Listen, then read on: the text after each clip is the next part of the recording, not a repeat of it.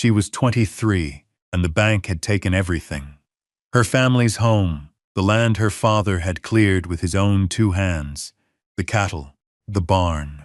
All of it gone, swallowed by a debt she did not understand. She was left with nothing but the clothes on her back, a small leather-bound tool roll, and 2 silver dollars her father had given her for her 16th birthday. And with those $2, she bought the one thing the bank couldn't move and didn't want, the old black iron safe from her father's office. But what nobody knew, least of all the smirking bank agent, was that inside that safe was a secret that would unravel the lie that had cost her everything. Settle in and stay close for this one. We'd love to hear where you're watching from tonight. Tess Harlow was born and raised in the shadow of the Bridger Mountains, on a spread of land her father, Thomas Harlow, had claimed in '58. He was a man of quiet determination, with hands calloused from work, and a mind that saw the world in terms of what could be built, mended, or made to grow. He had come west with little more than a good horse and a set of German machinist's tools, a trade learned from his own father back in Pennsylvania. Thomas wasn't a rancher by birth, but a builder. He built their house from lodgepole pine and river stone, the joints so tight you couldn't slip a knife blade between them.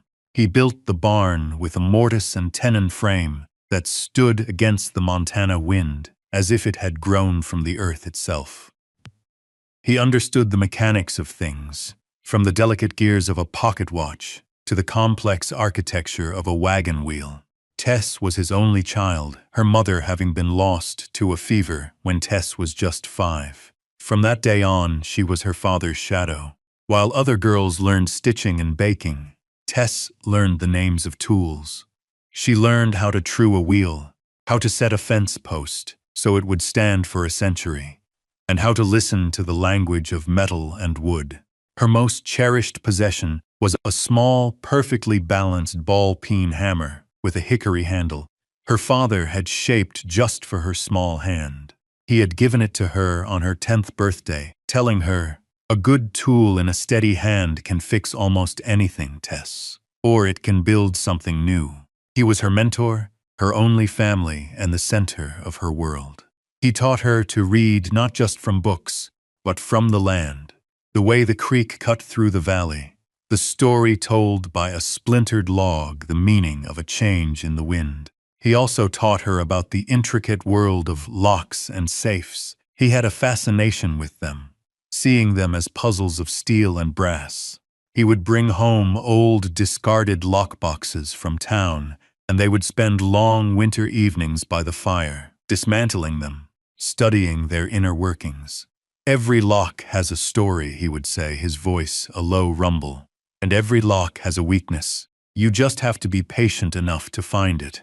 He bought the big black iron safe, a behemoth made by the Herring & Co. company. After a cattle sale, one year brought in more cash than he was comfortable keeping in a drawer. It weighed nearly 1,000 pounds and had a combination lock with a dial as ornate as a drawing room clock. He'd set the combination himself, a sequence of numbers known only to him, and for years it sat in the corner of his small office, a silent, immovable guardian of their family's important papers. The deed to the ranch, her mother's birth certificate, and the loan agreements from the Stockman's Bank in Bozeman. When the railroad came through, the bank had been aggressive, offering loans to ranchers looking to expand their herds. Thomas had been cautious, but even he had taken a modest loan to buy a new bull and upgrade his fencing. He made his payments diligently, marking each one in a ledger with his precise, steady hand. Then 2 years ago, a brutal winter had decimated their herd. That spring, Thomas rode out to check on the far pastures and never came back. They found him by a creek bed, his horse standing vigil beside him. The doctor said it was his heart. Just like that, Tess was alone. She was 21, and the weight of the ranch fell onto her shoulders. She did her best, applying the lessons her father had taught her.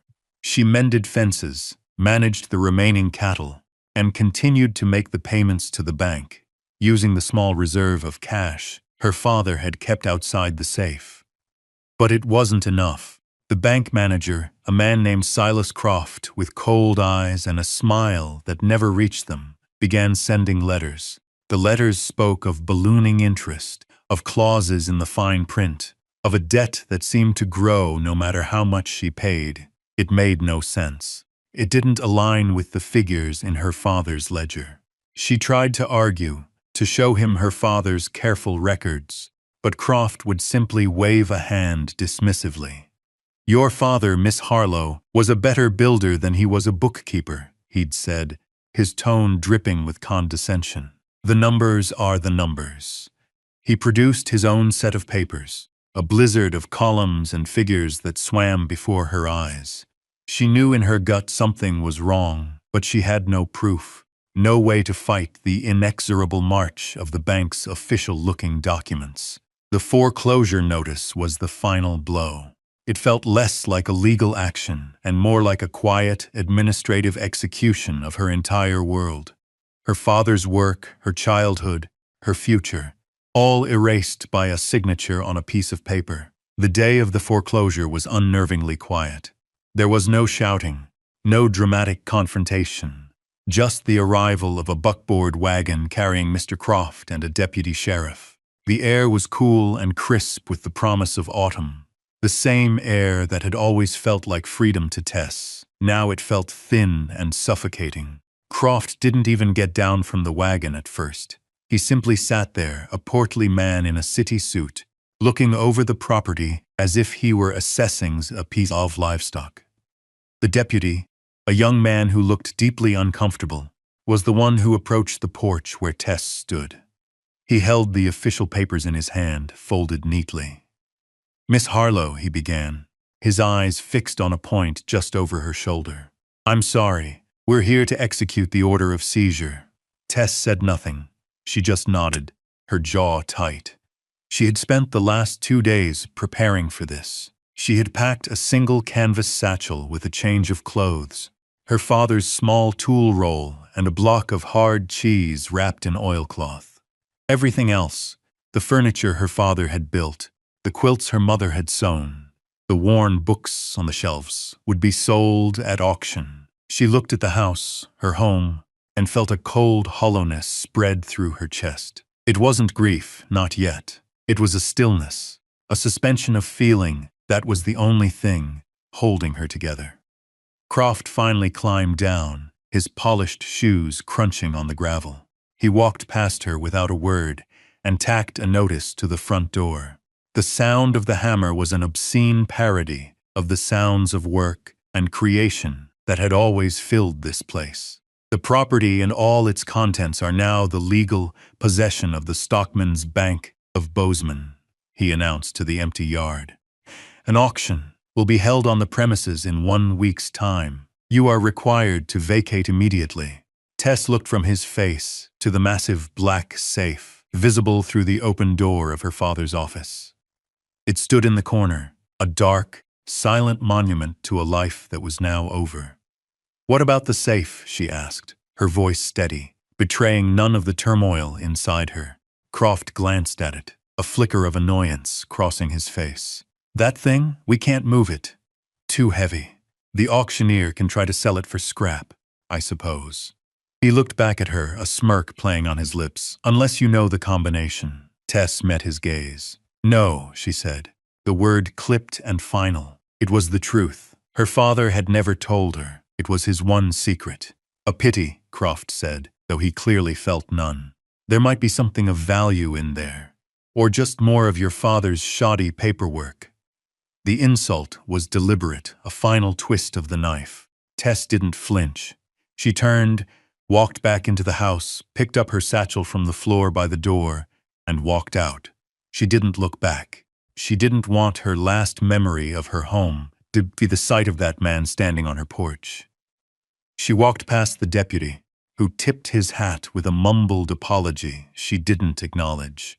She walked down the long dirt track that led from the house to the main road, each step a deliberate, measured act of leaving. She did not run, she did not cry. She simply walked, her back straight, carrying the few remnants of her life away from the only home she had ever known. The cold administrative cruelty of the moment was its most painful feature. It wasn't a battle she had lost. It was a transaction she had been excluded from, a life liquidated on a ledger she was not allowed to see. She was just a line item, a debt to be cleared. The walk to the nearest settlement, a small, dusty town called Willow Creek, was 10 miles. Tess walked it without stopping. The sun climbed higher in the sky, warming the back of her neck. The familiar shapes of the mountains, which had always been a comforting backdrop to her life, now seemed indifferent and remote. She focused on the physical sensations of the journey, the feel of the worn leather strap of her satchel digging into her shoulder, the rhythmic crunch of her boots on the gravel road, the dry taste of dust in her mouth. It was a way of keeping her mind from spiraling into the abyss of what she had lost. The landscape was beautiful in its harsh, late summer way. The cottonwoods along the creek were just beginning to turn yellow, and the air smelled of pine and dry grass. She had ridden this road 100 times with her father, going to town for supplies.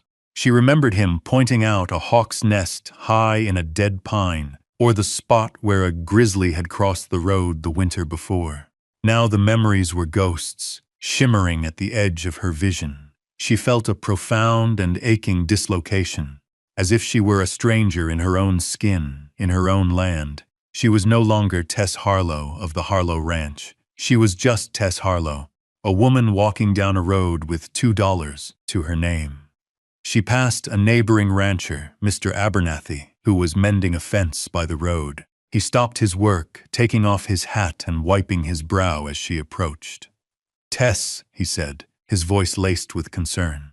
"I heard what the bank was doing. It ain't right." "It's done," Tess replied, her voice flat. She didn't want pity. Pity was a weakness she couldn't afford. "Where are you headed?" he asked. "Willow Creek. Thought I might find some work. There's always a room for you at our place, you know that. Martha would be glad for the company." Tess shook her head.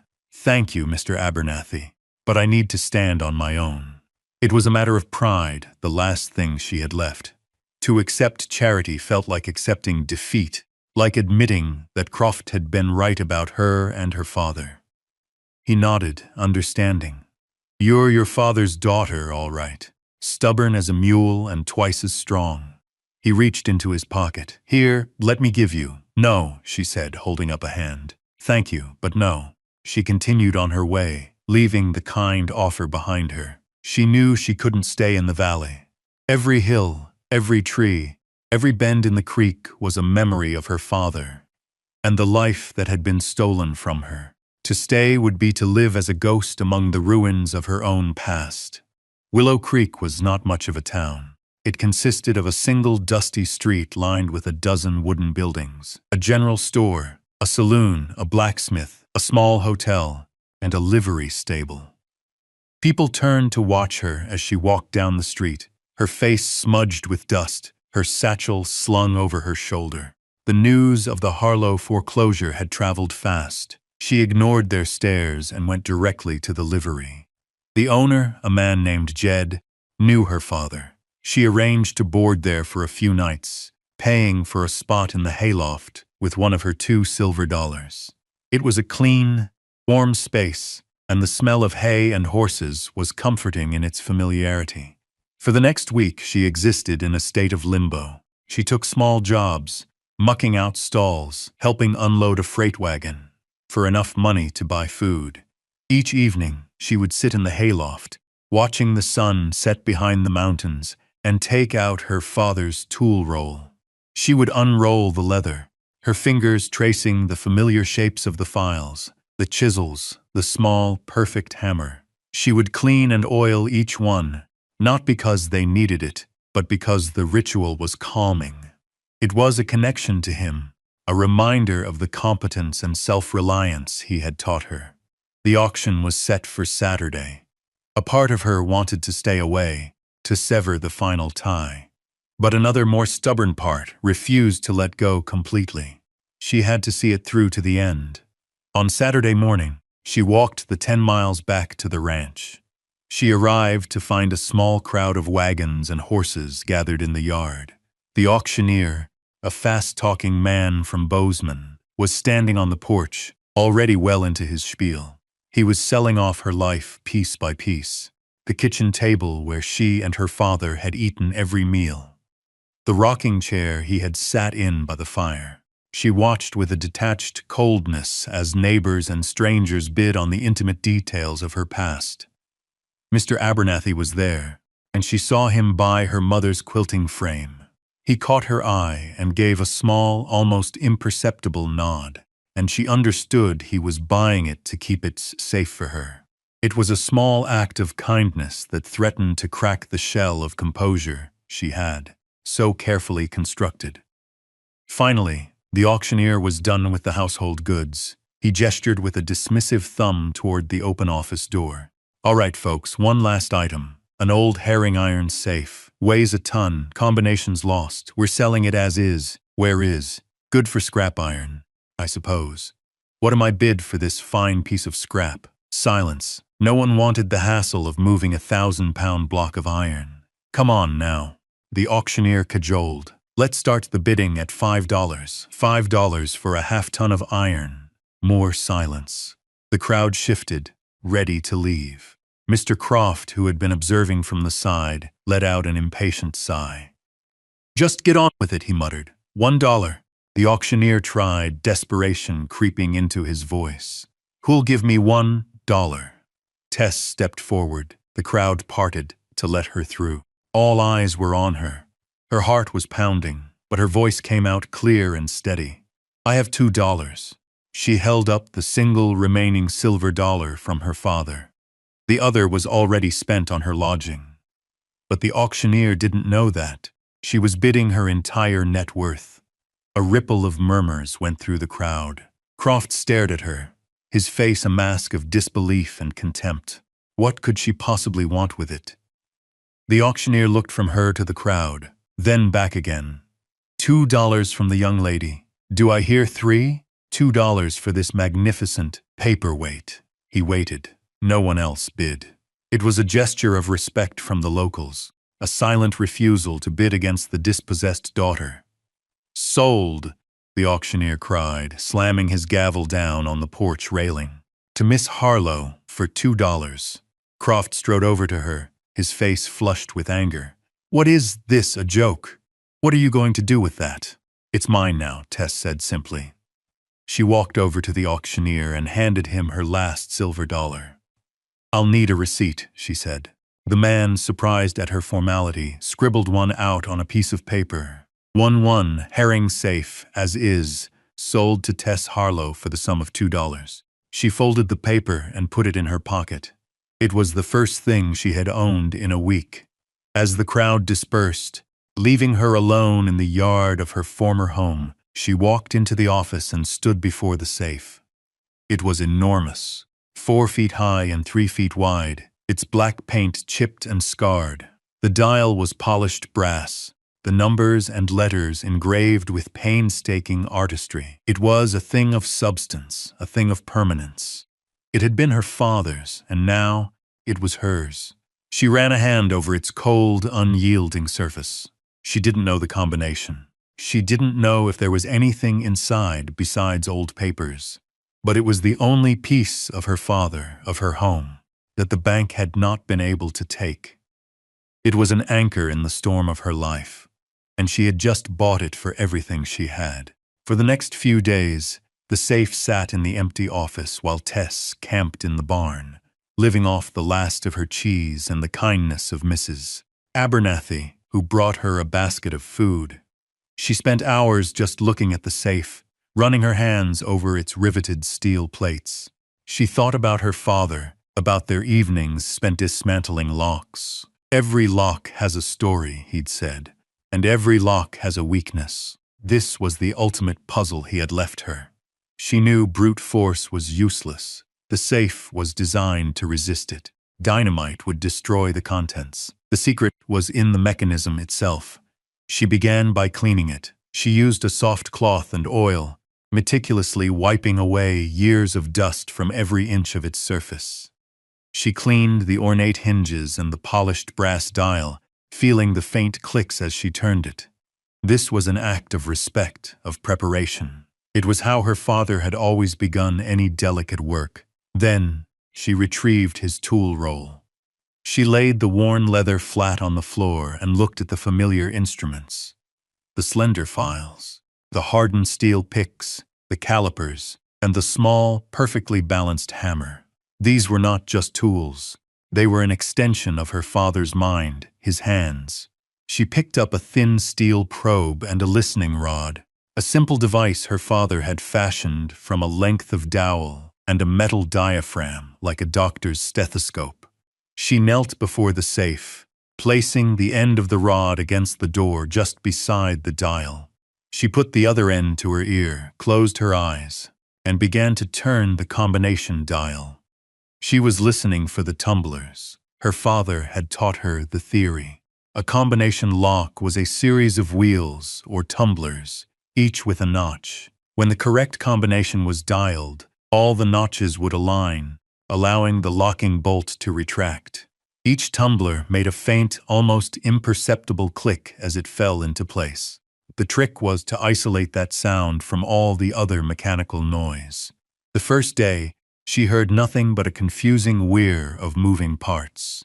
Her concentration was broken by frustration and grief. She was trying too hard, listening with her anger instead of her ears.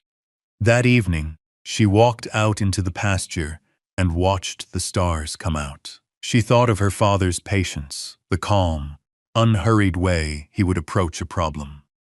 "You can't force it, Tess," he would say. "You have to feel it. Listen to what the metal is telling you." The next morning she tried again. This time she was calm. She breathed slowly, emptying her mind of everything but the task at hand. She turned the dial slowly, a fraction of an inch at a time. The world narrowed to the space between her ear and the cold steel of the safe. Click, whir, click.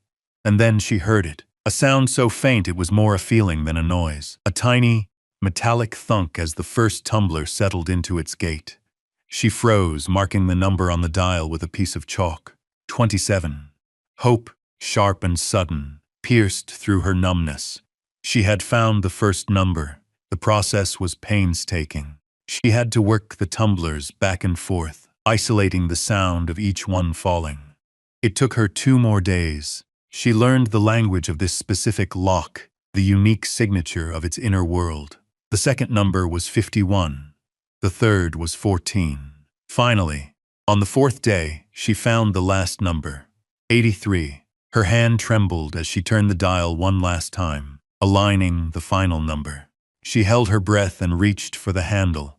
It was heavy, made of cast iron. She pulled. For a moment, nothing happened. Then, with a deep, groaning sound of metal on metal, the massive bolts retracted. The heavy door swung open. The air that wafted out was cool and smelled of old paper and leather. She peered inside. The interior was lined with dark, polished wood. There were several small drawers and a single, large compartment. In the main compartment sat a thick, leather-bound ledger, her father's financial records, and a stack of official-looking documents tied with a ribbon. Beside them was a small, velvet-lined box, and on top of the ledger was a single sealed envelope. Her name, Tess, was written on it in her father's familiar, steady script. Her hands shook as she reached for the letter. She sat on the floor of the empty office and broke the seal. The letter was dated just a month before he died. "My dearest Tess," it began. "If you are reading this, it means I am gone, and it also means you have opened this safe. I knew you could. You have my hands in a better mind than I ever did. There are things I must tell you. I have not been honest about the state of our finances, not because I wished to deceive you, but to protect you. The loan from the Stockman's Bank is not what it seems. Mr. Croft is a thief. He has been altering the loan documents for years, forging my signature on amendments and adding fees that do not exist. I discovered it too late. The original loan agreement is in this safe, along with every receipt for every payment I ever made. Compare them to the bank's records. The truth is in the ink and the paper. I was gathering proof to fight him, but my heart, I fear, is not as strong as it once was. In the small box, you will find what remains of your mother's jewelry and a small savings of gold coin. It is not much, but it is clean money, untouched by the bank. Use it to hire a lawyer. Do not let that man steal our home. This ranch is your birthright, built with our hands and our love. Fight for it. You are stronger than you know. All my love, Father. Tess's composure finally broke. A single tear, then another, traced paths through the dust on her cheeks. They were not tears of grief, but of vindication. And of love he had known. He had trusted her to find this. She wiped her eyes and reached back into the safe. She pulled out the stack of documents. There it was, the original loan signed in her father's hand. The interest rate was a fraction of what Croft had claimed. She then looked at the forged documents her father had somehow obtained. The signature was close, but not perfect. The T in Thomas was just a little too ornate, the loop on the H in Harlow a little too shaky. It was the work of a forger, not a penman.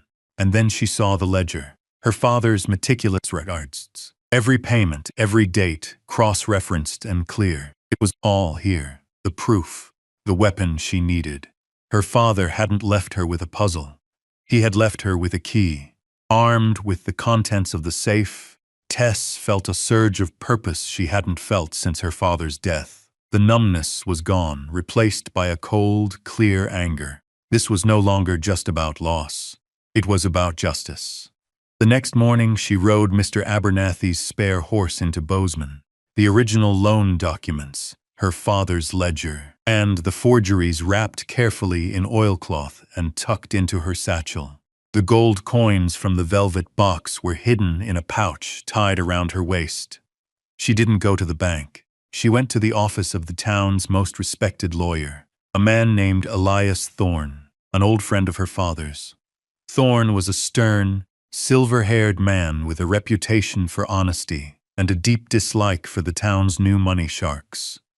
He listened patiently as Tess laid out the story, her voice never wavering.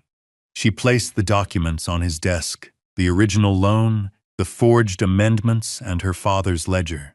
Thorne spent nearly an hour examining the papers, his brow furrowed in concentration. He held the signatures up to the light. He compared the ink. He cross-referenced the dates in the ledger with the bank's stated claims. Finally, he leaned back in his chair and looked at Tess. A slow, grim smile touched his lips. Thomas was always a meticulous man, he said, and Croft has always been a greedy one. This is more than enough. This is irrefutable. The plan they devised was simple and direct. They would not just sue for the return of the ranch. They would press criminal charges for fraud and forgery. The next day, Thorne, accompanied by the county sheriff and Tess, walked into the Stockman's bank. The effect was immediate.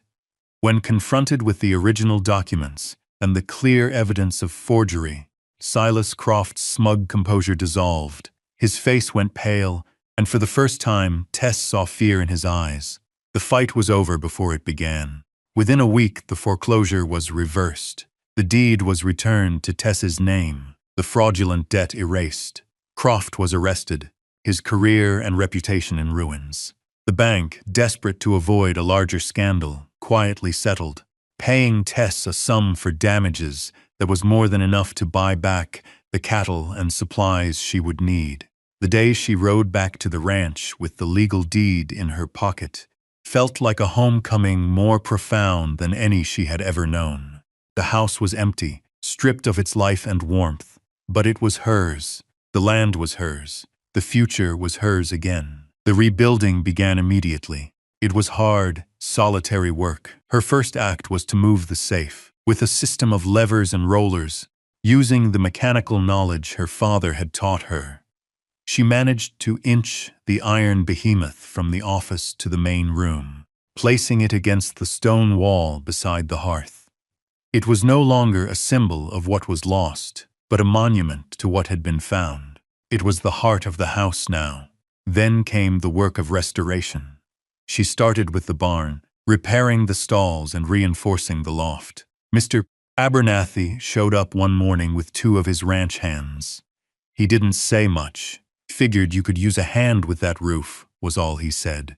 They worked for 3 days, their hammers echoing in the clear mountain air. Mrs. Abernathy came with them, bringing hot meals and helping Tess scrub the floors of the house. Jed, the livery owner from Willow Creek, arrived with a wagon loaded with hay, a gift to get her started.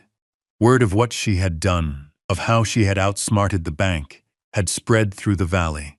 People who had been her father's friends, and even some who had only known him by reputation, began to appear. One by one they came, not with charity, but with offers of work and shared labor. A neighboring family helped her round up the stray cattle that had been sold but not yet moved. The blacksmith from town came to repair the hinges on the corral gate, refusing any payment. "Your father taught me how to properly temper steel," he said. "Consider it a debt repaid." Community coalesced, not through words of friendship, but through the shared rhythm of work. They were rebuilding more than a ranch. They were reaffirming a way of life, a code of mutual support that men like Croft could never understand. Tess worked alongside them, her hands growing calloused again, her muscles aching with the satisfying fatigue of honest labor. She was no longer just surviving, she was building. As the seasons turned, the Harlow Ranch slowly came back to life. Tess bought back her father's furniture from the neighbors who had purchased it at auction. Each piece returned like a memory finding its proper place. Mr. Abernathy brought back her mother's quilting frame, and his wife, Martha, sat with Tess one evening, showing her how to thread the needle, sharing stories of her own mother. The house, once empty and silent, began to fill with the small sounds of life, the crackle of the fire in the hearth, the bubbling of stew on the stove, the quiet ticking of the old mantel clock that a neighbor returned. The safe stood by the fireplace, its black iron surface warm to the touch. It was a silent, steady presence in the room, a reminder of the foundation upon which her new life was built. Tess was no longer just the girl who had lost everything. She was the woman who had fought for her home and won. People in the valley started calling her Iron Tess, a nickname born of respect for her resilience and her connection to the formidable safe. They came to her for advice, not on ranching, but on other things. A man whose well pump was broken, a woman whose sewing machine was jammed. They knew of her skill with mechanics. A legacy from her father she was now known for in her own right. She became part of the fabric of the community in a way she never had been before. Her name was known. When she rode into Willow Creek for supplies, people greeted her on the street. Jed, the livery owner, would have a fresh horse ready for her. The general store owner would set aside the best cuts of bacon. These were small rituals, quiet acknowledgments of her place in the world. She had earned her belonging not through birth, but through grit and competence. The ranch thrived under her care. She was a good manager, cautious and practical. She didn't seek to expand aggressively as others had. She focused on quality, on building a smaller, stronger herd that could withstand the harsh winters. She mended fences, cleared new pasture, and paid her bills in cash, keeping her own meticulous ledger just as her father had. Her father had built the ranch, but she was the one who saved it. She transformed it from a burden of debt into a living, breathing place of work and refuge. It was no longer just her father's legacy. It was hers. One crisp autumn afternoon, a year after she had opened the safe, Elias Thorne rode out from Bozeman. He dismounted and accepted a cup of coffee, sitting with her on the porch that the auctioneer had once stood upon. "I saw an interesting thing in town," he said. "The Stockman's Bank has been sold. New ownership from back east. They say the scandal was too much for the old board." Tess nodded, looking out at the golden leaves of the cottonwoods along the creek. "Good," she said simply. "And I have something for you," Thorne said. pulling a small, heavy object from his saddlebag. It was the ornate brass dial from the bank's front door vault. The new owners are installing a modern vault. They were going to throw this away. I thought you might have a use for it. Tess took it. It was heavy, beautifully machined. She thought of her father and his fascination with such things. "Thank you, Elias," she said. "I know just the place for it." The unwanted thing, the symbol of the institution that had tried to destroy her, was now just a piece of brass, a mechanical curiosity. Its power was gone. That evening she placed the brass dial on the mantelpiece, right next to the small velvet-lined box from her father's safe. The ranch was quiet, filled with a sense of deep, abiding peace. She was home. Tess stood by the hearth, the warmth of the fire on her face. The room was clean and orderly, filled with the presence of things that had been lost and then found. Her gaze fell upon the two objects on the mantelpiece.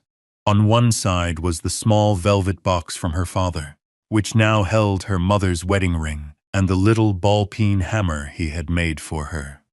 It was a container of love, memory, and the tools of creation. On the other side sat the heavy brass dial from the bank vault, a relic of the institution that had underestimated her.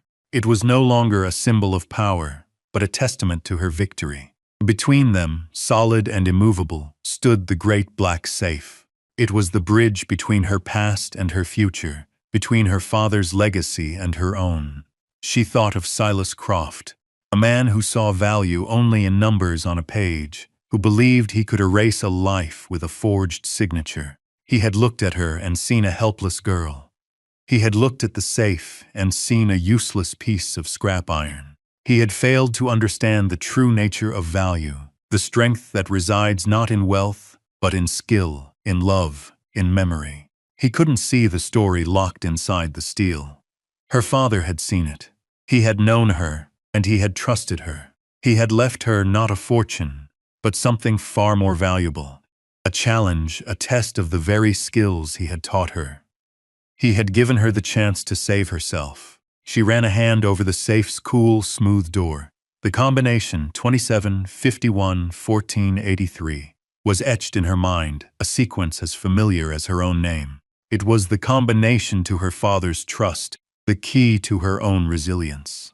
She looked around the room, at the sturdy furniture, the tight-chinked logs of the walls, the land stretching out beyond the windows under a sky full of stars. This was a place built by good tools in steady hands.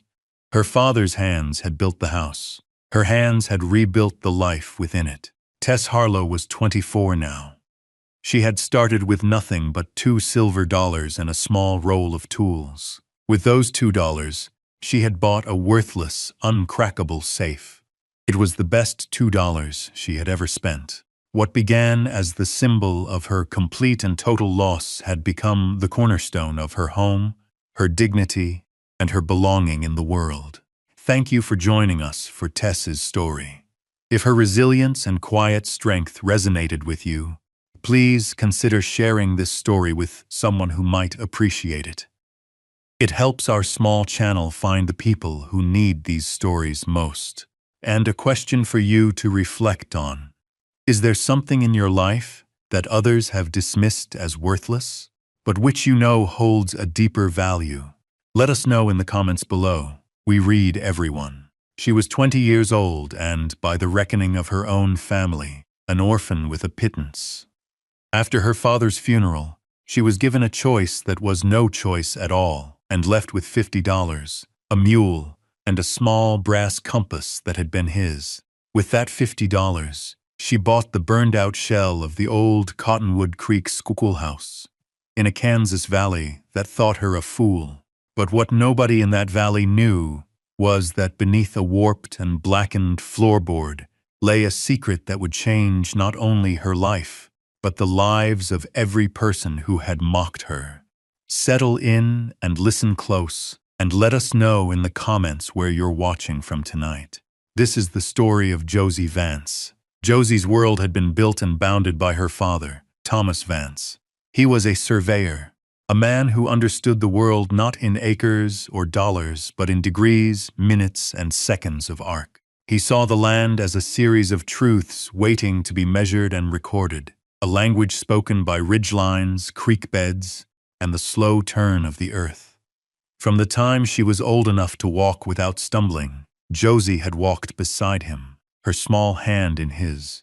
He never spoke down to her. He taught her to read a Gunter's chain not as a length of metal, but as a sentence of 100 links, each telling a fraction of a story.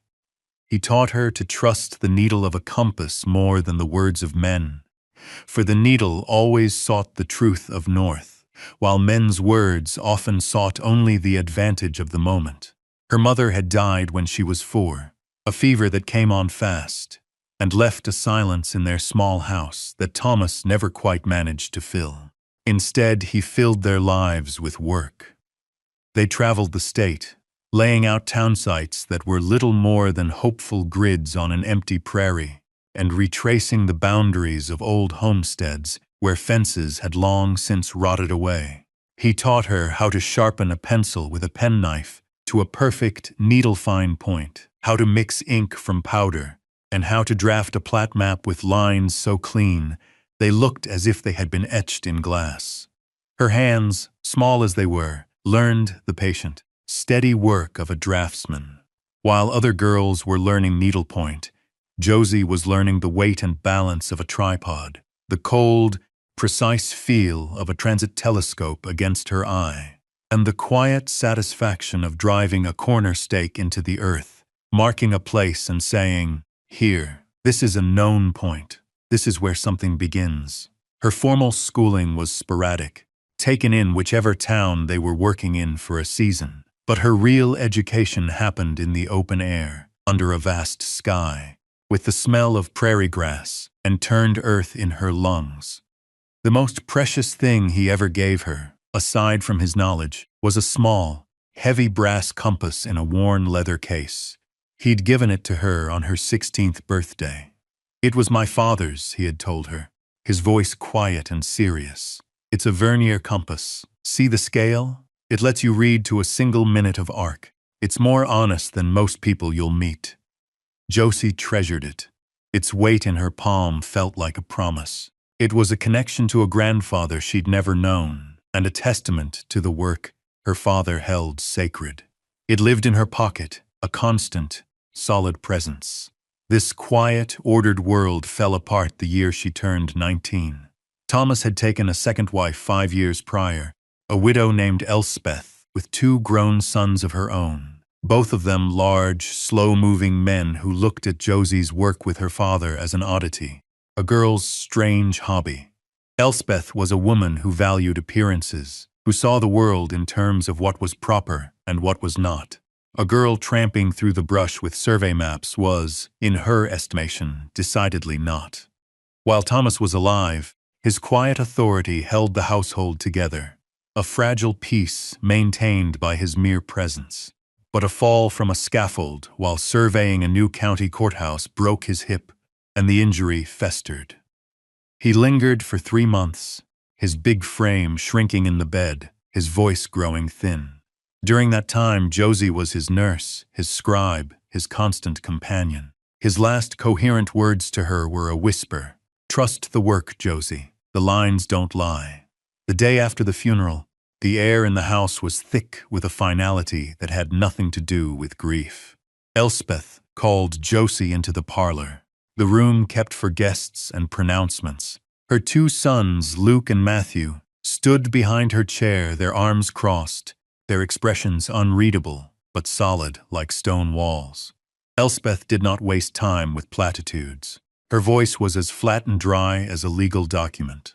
"Josie," she began, her hands folded neatly in her lap, "your father, God rest his soul, made certain provisions. The house and the business account passed to me and then to my sons. That is as it should be." Josie stood before her, her hands clasped behind her back, a posture her father had taught her to adopt when listening. She said nothing. She simply watched Elspeth's face, a mask of strained propriety. "He did, however, set aside a sum for you," Elspeth continued, "a dowry of a sort, He stipulated $50. The amount was an insult. A single survey contract for a quarter section would have brought in twice that. Josie knew the ledgers. She had kept them herself for the past 3 years. She knew her father's business was worth thousands. But she also knew the force of a will, and the force of the two men standing behind the woman who was now, in the eyes of the law, her guardian. "There is, of course, the matter of your place here," Elspeth said, a slight tight smile touching her lips. "You are a young woman of 20. It is not proper for you to remain in this house, not without a husband." She let the silence hang in the air. "Luke and Matthew need the space. And frankly, your particular habits are not suited to a respectable home." Josie's gaze did not waver. She thought of the ink stains on her fingers, the mud on her boots, the quiet hours spent at her father's drafting table. These were her habits. "So you have a choice," Elspeth concluded, her voice taking on a tone of magnanimity that was more cruel than any anger. "You can take the $50 and make your own way, or you can accept my charity, in which case the money will be used for your upkeep, and you will be expected to contribute to the household in a more suitable manner, as a domestic." It was a cage disguised as a choice. To stay would be to erase everything her father had taught her, to become a servant in her own home. To leave was to walk into an unknown world with almost nothing. Josie looked past Elspeth at her father's drafting table, which had already been pushed into a corner, a dusty sheet thrown over it. She saw her father's face, heard his last words, "Trust the work. The lines don't lie." She met Elspeth's gaze. "I'll take the money," she said. Her voice was even, betraying nothing. There was a flicker of surprise in Elspeth's eyes, quickly masked. She had expected tears, pleading. She had not expected this quiet acceptance. Matthew was sent to fetch the cash box. He counted out the bills and coins onto the polished parlor table. $50. Josie did not move. "And my father's tools?" she asked. Elspeth waved a dismissive hand. "The tools belong to the business. They are not yours to take." "The compass," Josie said, her voice dropping, becoming harder. "The vernier compass.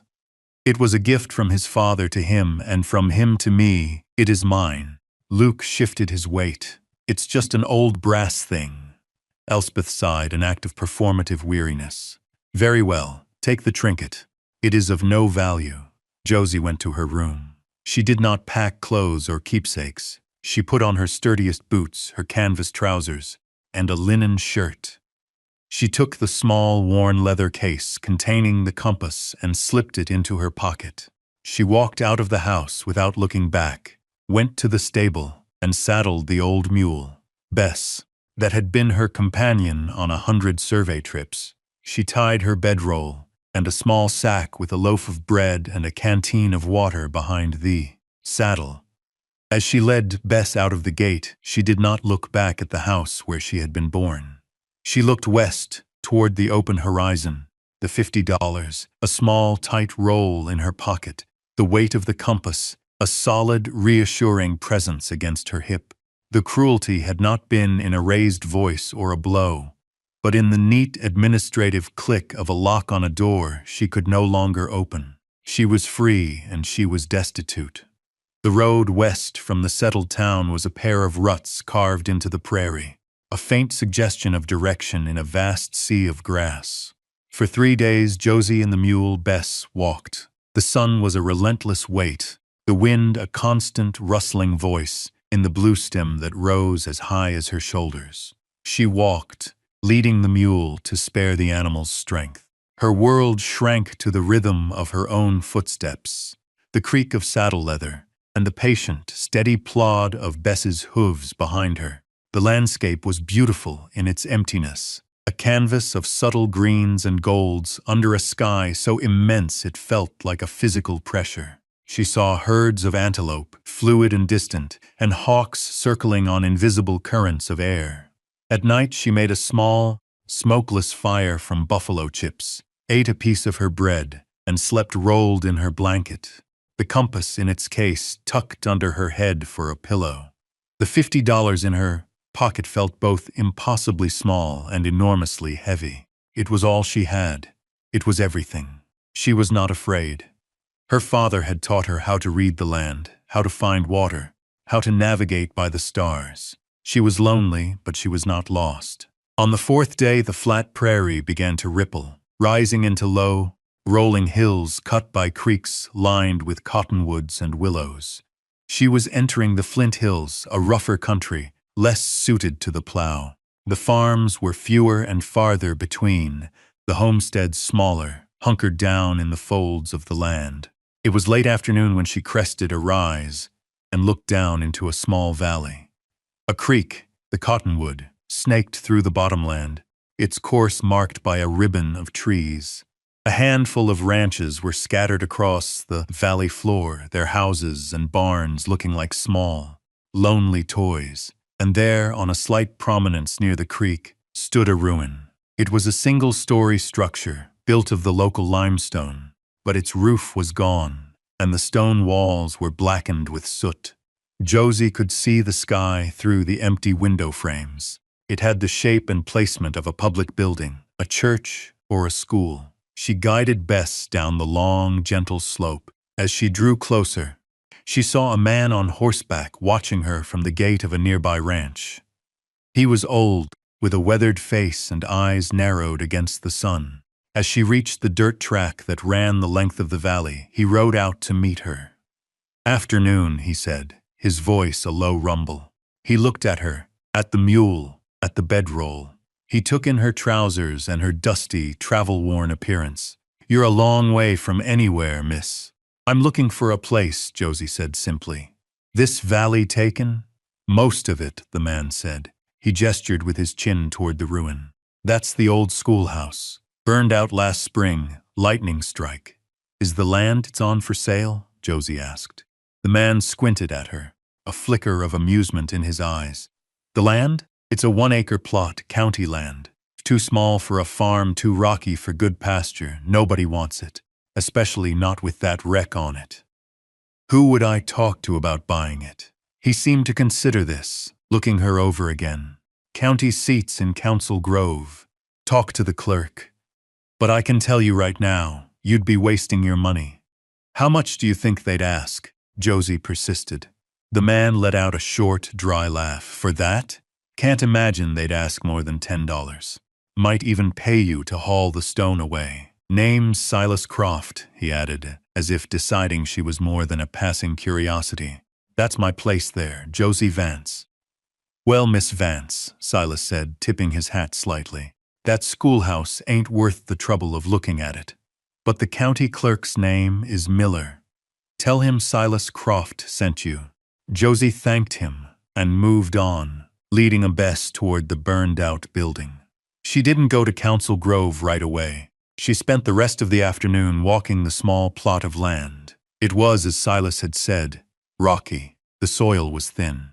But it had a well with a stone casing, and the creek was only 100 yards away. The location was good, set on a rise that wouldn't flood. She walked through the ruin, her boots crunching on charred wood and broken slate. The stone walls were thick, 2 feet at least, and though blackened, they were sound. The fire had been hot and fast, consuming the roof, the floor, the desks, but the bones of the building were still there. She felt a strange sense of peace in the ruin. It was a place of endings, but her father had taught her that every ending point was also a beginning point. It was a known location. It had been measured and marked. That night, she camped within the shelter of the stone walls. In the morning, she left Bess to graze by the creek and walked the 12 miles to Council Grove. She found the courthouse and the clerk, a man named Miller with a green eye shade and ink-stained cuffs. He was perplexed by her request, but, after checking his plat book, confirmed the plot was for sale. $10, he said, echoing Silas Croft's guess. "And it's yours as is." Josie counted out the money. It was 1/10 of what she had. Miller filled out the deed with a scratchy pen, his expression a mixture of pity and disbelief. He stamped it, recorded it, and handed her the paper. "Good luck to you, miss," he said, in a tone that suggested she would need it. Josie folded the deed and put it in her pocket. She had $40 left, a mule, a compass, and 1 acre of ruined land. She was a landowner. The schoolhouse was a skeleton. The fire had taken everything that could burn, leaving behind a stark record of its passage. Josie spent her first week on the property not building, but clearing. She worked with a quiet, methodical patience, a habit learned from years of meticulous drafting. The interior was a chaos of blackened timbers, shattered slates from the old chalkboard, and the twisted metal skeletons of desks. The roof had collapsed inward, creating a heap of charred rafters and shingles in the center of the single large room. The floor, what was left of it, was a treacherous landscape of burned-through planks and gaping holes that revealed the dirt crawl space beneath. Every morning she rose with the sun, drank from the well. The water was sweet and cold, and began her work. She started by dragging the larger, half-burned timbers out of the building and stacking them by size. Some, she judged, might be salvaged for smaller projects. The rest would become firewood. It was heavy, dirty work. Soot stained her clothes, her hands, her face. Her muscles, accustomed to the long walks of surveying, ached with the new strains of lifting and hauling. The valley watched her. She was aware of riders passing on the track below, their pace slowing as they looked up at the lone figure working in the ruin. She heard the distant laughter of children from the Croft Ranch. She knew she was a curiosity, the foolish girl who'd bought the wreck, but no one approached her. She was left alone with her labor. The building itself began to speak to her. The stone walls, once she cleared the debris away from them, were magnificent. They were native limestone, quarried from a nearby hill, fitted together with skill. The stones were large and irregular, but the mason had known his craft. The corners were square and solid. The window openings were framed with chiseled lintels. The soot came away with a wire brush and water, revealing a palette of pale golds, grays, and creams in the stone. It was a beautiful structure, or it had been. It had good bones. The single room was 40 feet long and 25 feet wide. A raised platform at the east end marked where the teacher's desk had been. She imagined it as it was, filled with the murmur of children reciting their lessons, the scrape of chalk on a slate, the smell of wood smoke from the cast iron stove whose rusted remains she had hauled out. She felt a kinship with the building. It was a thing of purpose that had been discarded. After the heavy timbers were gone, she began on the finer debris. She used an old grain shovel she'd found, half-burned in the wreckage, and a wheelbarrow she bought for $2 from a farmer down the valley. She shoveled ash, charcoal, and broken glass into the wheelbarrow, load by painstaking load, and dumped it into a gully behind the property. As she worked her way across the floor, she began to notice the quality of the original construction. The floorboards were thick oak, laid over heavy-hewn joists. Most were ruined beyond repair, but the joists underneath, protected from the worst of the fire, seemed mostly sound. It was on the 5th day of clearing, as she worked near the raised teacher's platform, that her shovel struck something that wasn't wood or stone. It was a section of floorboard that, while charred on top, had not burned through. It was loose. When she pushed at it with the toe of her boot, it shifted. Curiosity piqued. She set down her shovel. She knelt, the gritty floor biting into her knees, and worked her fingers into the gap. The board was thick and heavy, but it came up. It hadn't been nailed down like the others. It had been fitted into place, a simple but effective lid. Beneath it was not the dirt of the crawl space, but a small, dark cavity. And nestled inside that cavity, wrapped in what looked like oilcloth, was a metal box. It was a deed box about a foot long, 8 inches wide, and 6 inches deep, made of tin and painted black. It was heavy. She lifted it out and set it on the dusty floor. It was locked, but the lock was small and simple. With a piece of twisted metal from a broken desk, she worked at it, her touch as patient as if she were adjusting a fine screw on her father's transit. After a moment, the lock clicked open. She lifted the lid. The contents were not what she expected. The box was not filled with gold or silver. The top layer was a neat stack of greenbacks, held together with a paper band. Josie carefully lifted them out. She counted them on the spot, her hands trembling slightly. It was $1,000, a fortune. More money than she had ever seen in one place. It was enough to rebuild the schoolhouse 10 times over. But it was what lay beneath the money that made her breath catch in her throat. The first document was a letter, written in a careful, elegant hand on a sheet of foolscap. The ink was faded to a soft brown, but the words were clear. It was addressed simply, "To whoever finds this." Josie unfolded it, her heart pounding. "My name is Alistair Finch," it began. "I was the schoolmaster here from the year of its building, 1868, until this year, 1878. I am a man of 64 years, and my health is failing. I have no wife or children to leave my savings to, and a deep distrust of banks. I leave this money, the sum of my life's work, in the hope that it will fall into the hands of someone who loves this place as I have. Use it to do good, use it to build." Josie had to stop, her eyes blurring. The letter was a voice from the past, a hand reaching out to her from across the years. She wiped her eyes on her sleeve and continued reading. "But there is something more important than the money in this box. When this valley was first surveyed and sectioned by the railroad, there was a dispute. The original surveyor, a man in the employ of the Kansas Pacific Railway, made a grievous error. His chain was off, his magnetic declination improperly set.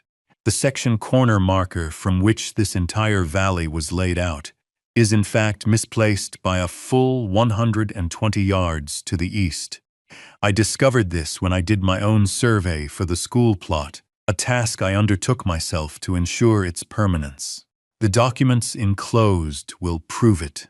They are the original Federal Survey notes from 1857, which I acquired from a friend in the General Land Office, and my own resurvey, cross-referenced and witnessed. The deed to this 1-acre plot, also enclosed, was filed correctly against the true survey line, not the mistaken one.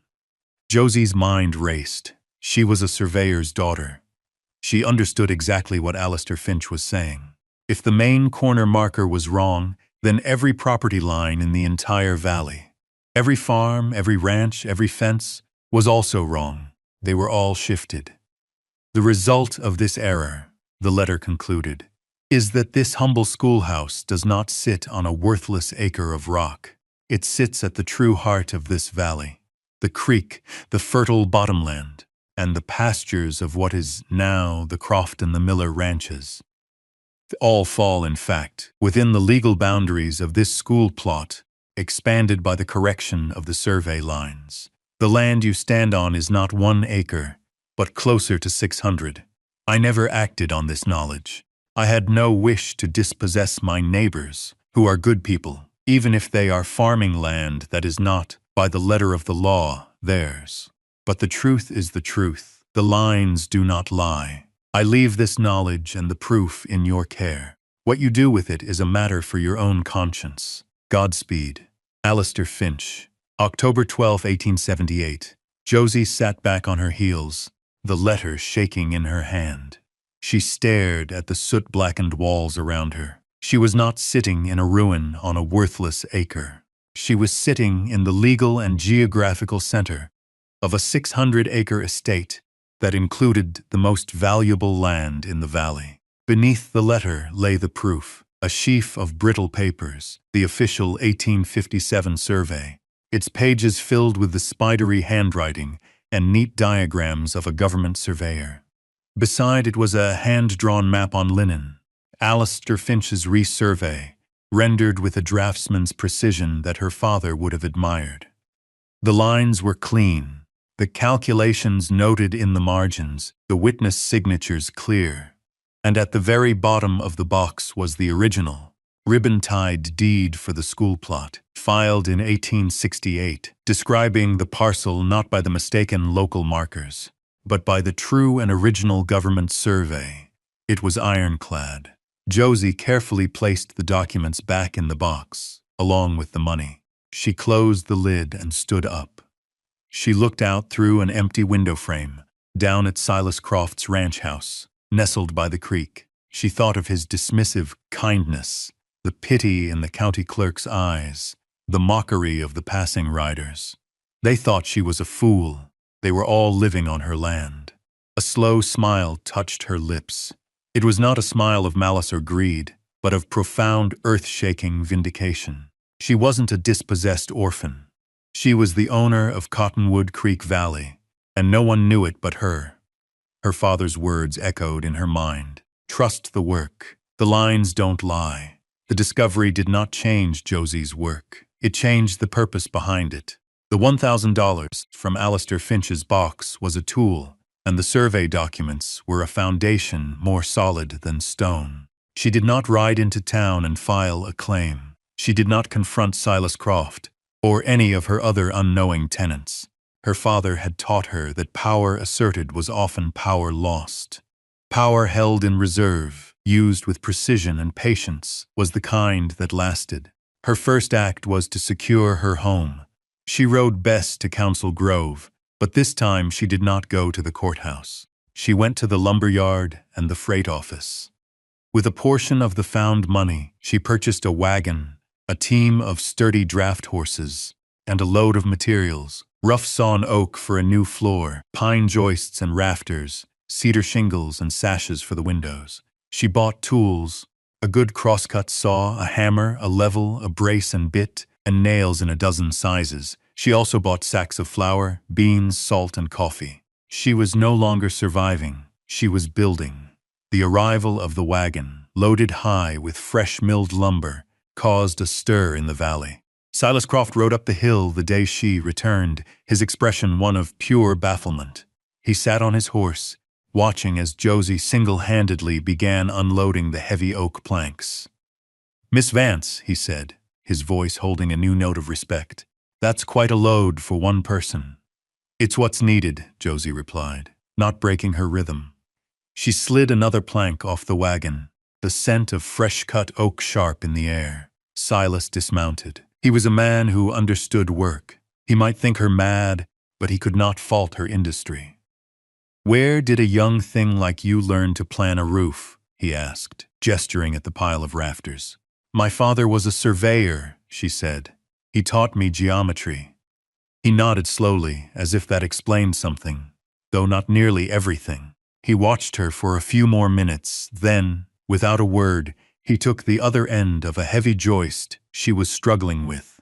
Together, they carried it and set it on the growing stack. He stayed for an hour, his quiet, steady help making the work go twice as fast. When they were done, he wiped his brow with the back of his hand. "My wife, Martha, she'll be sending one of the boys up with a hot supper for you," he said. It was not a question. It was a statement. That evening, Silas's youngest son, a boy of 14 named Eli, appeared with a basket. Inside was a covered dish of beef stew, a loaf of fresh bread and a jar of milk. He set it down, mumbled, "Ma sent this," and fled before Josie could properly thank him. It was the first bridge. The next to arrive was a man named Jebediah Stone, the stonemason who had built the schoolhouse nearly 2 decades before. He was old now, his hands gnarled with arthritis, but his eyes were sharp. He walked around the building, running a hand over his own past work. "Good stone," he grunted. Fire didn't touch the bones of it. He pointed to the top of the west wall, where a section of the capstones had been dislodged by a falling timber. "You'll need to fix that before you set your rafters, or your roof will be askew." Josie nodded. "I know. I wasn't sure how to go about it." "I'll show you," he said. The next day he returned with a bucket of mortar mix and his old tools. He didn't do the heavy lifting, but he directed Josie, showing her how to mix the mortar to the right consistency, how to seat the heavy stones, how to point the joints so they would shed water. He was a stern teacher, and under his tutelage, Josie repaired the wall until it was as strong as the day it was built. A week later, as she was beginning the difficult work of raising the first roof trusses, another neighbor, a German blacksmith named Karl Schmidt, stopped by. He watched her struggle to hoist a truss into place with a clumsy block and tackle she had devised. "That is a widowmaker, that rig," he said in his thick accent. The next morning he returned with a proper gin pole and a set of ropes and pulleys. He spent the day with her, his blacksmith's strength making the dangerous work manageable. By dusk, all the trusses were in place, a perfect repeating geometry against the sky. Martha Croft started sending Eli up with a meal every few days. Jebediah Stone would stop by to inspect her progress, offering gruff, one-word approvals. Karl Schmidt sharpened her saw and her axe for free. They were a community of work. They did not speak of friendship. They spoke of board feet and roof pitch and the proper way to frame a window. They were drawn to the quiet competence of her labor. They had mocked the girl who bought a ruin, but they respected the woman who was raising a home from its ashes with her own 2 hands. They didn't know her secret, but they were, one by one, helping her build the house that sat on their land. The roof was the turning point. Once the last cedar shingle was nailed in place, the schoolhouse was no longer a ruin. It was a shelter. Josie spent the last of the summer laying the new oak floor, her hammer blows echoing in the now enclosed space. She installed the window sashes, and for the first time, light filled the room not through gaping holes, but through panes of glass. The space was transformed. It was vast and airy. The new wood glowing, the old stone walls, a warm, solid presence. She partitioned off one end of the large room, building herself a small, private living area with a bed, a table, and 2 chairs. The rest of the space remained open, dominated by a large stone fireplace she had commissioned Jebediah Stone to build in the center of the room. It was a masterpiece, drawing perfectly, filling the schoolhouse with warmth as the autumn nights grew colder. People's perception of her began to change. She was no longer the Vance girl who'd bought the wreck. She was Josie, the woman who lived in the old schoolhouse. The valley had a new landmark, and she was its keeper. Travelers passing through would sometimes stop, curious, and she would offer them a dipper of cold water from her well. The children who had once whispered and pointed now sometimes walked up the hill, drawn by the novelty of the place. She had a few of them in for milk and cookies one afternoon, and they sat wide-eyed in the huge, clean room, so different from their own small, cluttered ranch houses. She began to hold a kind of informal authority. When a dispute arose between 2 ranchers over a stray calf, they came to her, not as a judge, but as a neutral party, and sat at her long table to talk it out. The quiet dignity of the restored building seemed to encourage quiet dignity in others. It was a place for reason. The time had come to use the knowledge in the tin box. She did not do it with lawyers or threats. She invited Silas Croft and the valley's other principal landowner, a man named Miller, no relation to the clerk, to her home for dinner. She served them beef stew from a recipe Martha Croft had given her. After the meal, she laid the tin box on the table between them. "I have something to show you," she said, her voice calm. She opened the box and took out Alistair Finch's letter, his survey, and the original deed. She explained it all, simply and clearly, her voice as steady as if she were reading a surveyor's description. She showed them the maps, pointing out the misplaced corner marker and the resulting shift in all the property lines. She let them see the truth for themselves, laid out in clean, undeniable lines. The 2 men were silent for a long time. They stared at the documents, then at each other, then at Josie. Their faces were pale. They understood what this meant. Their homes, their pastures, their livelihoods, all of it, legally, belonged to this young woman. Silas was the first to speak. His voice was hoarse. "What do you want, Josie?" She met his gaze directly. "I don't want your homes," she said. "I don't want to dispossess anyone. This valley is your life, just as it's becoming mine. Alistair Finch knew this land was yours in spirit, if not in law. I feel the same. She slid a new set of papers across the table. They were lease agreements she had drawn up herself, her drafting skills put to a new use. The terms were generous. A 99-year lease on their homesteads and pastures for the symbolic sum of $1 per year. I want to be your neighbor, she said, not your landlord in the way the world thinks of it. I want the lines to be true, but I want our community to be whole. This is my offer. We file the corrected survey. We recognize the true deed and we agree to live as we have been, but with the truth on the record. Miller, a harder man than Silas, picked up the lease, his eyes scanning it for a trick. He found none. He looked at Josie, at the solid stone walls around him, at the quiet confidence in her face. He saw a woman who held all the cards but was offering a share of the winnings. He slowly nodded. Silas let out a long, shaky breath. He looked at Josie, and his eyes were filled with a profound and weary gratitude. It's more than fair, he said. It's a kindness. The unwanted schoolhouse had become the heart of the valley. The foolish girl had become its quiet, undisputed center. She had not taken their land. She had secured it for them, and in doing so, had secured her own place among them for good. Josie stood in the doorway of the schoolhouse, a mug of coffee warming her hands. It was a cold, clear morning in early winter, and a light frost silvered the dormant prairie grass.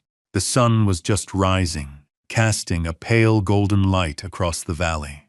From her vantage point on the hill, she could see it all. She saw the smoke rising from the chimney of the Croft Ranch, a thin, blue-gray ribbon against the pink sky. She saw the dark shapes of Miller's cattle moving slowly across a pasture that was, by the lines on a map, hers, but by the grace of a lease, his. The valley was quiet, at peace. The corrected survey had been filed in Council Grove. The old, mistaken plat map was retired, and the new one, based on Alistair Finch's careful work, was now the official record. Nothing in the valley had changed, and yet everything had. The fences were in the same places, the cattle grazed the same fields, but the foundation of ownership was now set on truth, not error. The knowledge had settled over the community, not as a threat, but as a strange kind of liberation. Josie had become something more than a landowner. She was the keeper of the valley's truth. Inside the schoolhouse, the great room was filled with soft morning light. The long oak floor gleamed. The stone of the fireplace was cool to the touch.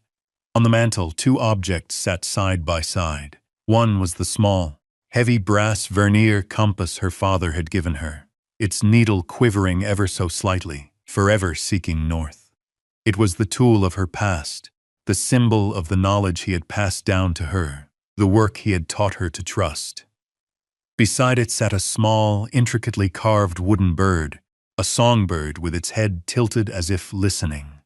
She had found it at the very bottom of Alistair Finch's tin box, tucked beneath the deed. It was a small, personal thing, a piece of whittling done by the schoolmaster in his quiet hours. It represented the man she had never met, the hidden benefactor who had loved this place and left his legacy in the hands of a stranger. The compass that taught her to find the lines, and the bird that represented the heart within those lines. They belonged together. She was no longer Josie Vance, the dispossessed daughter. She was Josie of the schoolhouse. She thought of Elspeth and her stepbrothers, in their proper house in a town she could barely remember. They had cast her out with $50, thinking her finished. They had dismissed her as a girl with unsuitable habits, but it was those habits, the ability to read a map, to see the integrity in a stone wall, to trust the logic of a well-built thing, that had given her this life. The $50 had been the best investment she ever could have made. It had bought her more than a ruin. It had bought her a home, a community, and a future, written in her own clean, steady hand. What began as the deepest loss of her life had become the foundation of her belonging. The lines, as her father had promised, did not lie. And here, In the quiet heart of the valley, she was finally truly home. We tell these stories to remember that what is discarded often holds the most value, and that true strength is not in what you take, but in what you build. Thank you for sitting with us tonight. If this story found a place in your heart, we hope you'll subscribe and share it with someone who might need it. And we'll leave you with this question to carry into your week. What is the burned-out schoolhouse in your own life that might hold a hidden treasure just waiting for a patient hand? We'll see you next time.